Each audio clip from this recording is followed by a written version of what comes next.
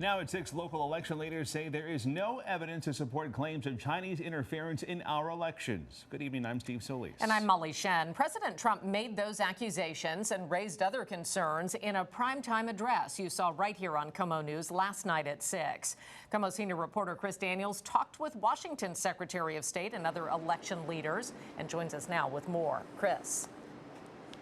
Yeah, Molly, the allegations from the president are a familiar talking point about voter data and mail-in ballots. The largest compromise of election data in history. In a primetime address, this data loss presents an unprecedented election security nightmare. President Trump said he had new intelligence. Tens of millions of voters' data in 18 states have been bought, stolen, or hacked by China. For many years, Americans were blatantly lied to. Has China been able to manipulate the data and the vote tabulations here in King County? No. As a matter of fact, our tabulation system is not connected whatsoever to the internet. That's Haley Watkins of King County Elections. So no Chinese operative has come here and tried to manipulate the data on site at King County Elections in Renton? No, sir. To make any changes to our results or tabulation, you would have to get into our secure facility, into our secure server room, which requires badge and fingerprint access, and then logged into our secure server as well.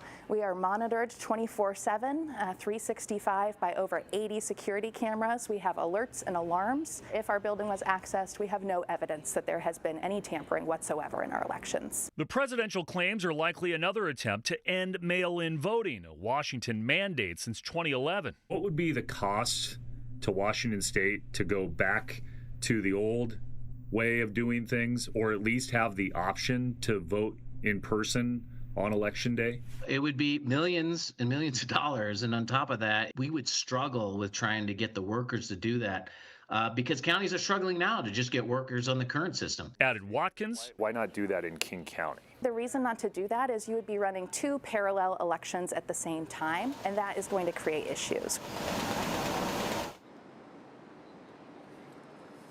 Washington Secretary of State Steve Hobbs says over the last 10 years, there have only been an isolated number of cases where there has been fraud. He says 5 total cases, but he also admits that his office and other election officials, in the face of this presidential criticism, need to do a far better job on explaining how elections work and how votes are tabulated in Washington State. Molly and Steve.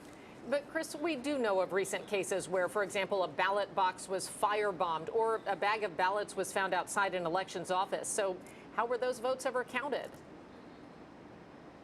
Yeah, those incidents, albeit those isolated number of incidents, do raise questions about mail-in balloting. Hobbs and I talked about that today. He said because of the recent changes with the United States Postal Service, he is advising anyone who votes within a week of Election Day to drop their ballots in a ballot box and not attempt to mail them using USPS, because you have to have your ballots postmarked by Election Day. And keep in mind, we have a primary election right around the corner on August 4th. Chris, thank you.